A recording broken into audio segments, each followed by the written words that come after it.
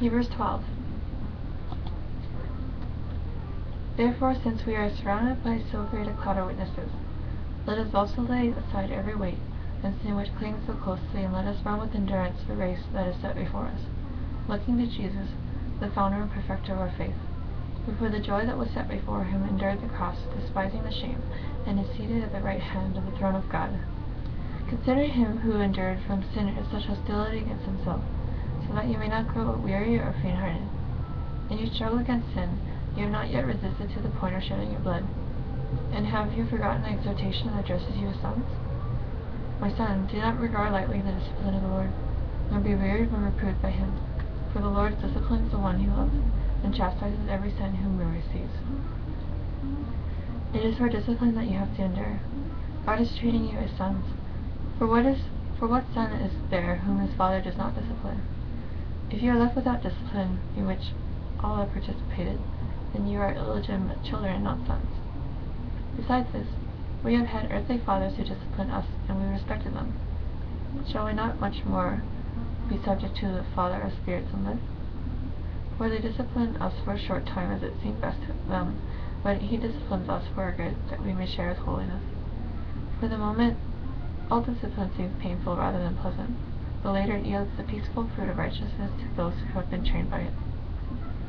Therefore lift your drooping hands, and strengthen your weak knees, and make straight paths for your feet, so that what is lame may not be put out of joint, but rather be healed.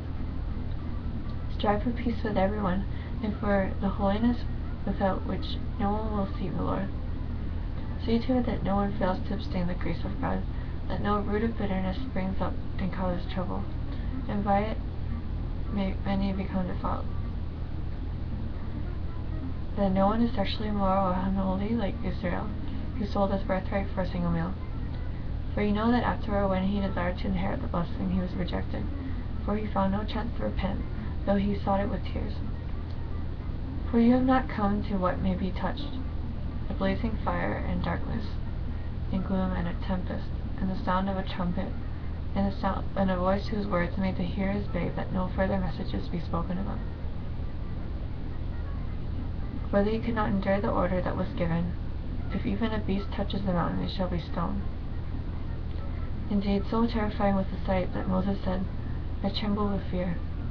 But you have come to Mount Zion, and the city of the living God, the heavenly Jerusalem, and to innumerable angels in festal gathering, and to the assembly of the firstborn who are enrolled in heaven, and to God the judge of all, and to the spirits of the righteous made perfect, and to Jesus, the mediator of a new covenant, and to the sprinkled blood that speaks a better word than the blood of Abel. See that you do not refuse him who is speaking.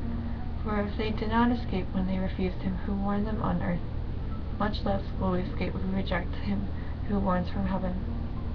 At that time his voice shook the earth, but now he has promised, yet once more, I will shake not only the earth, but also the heavens.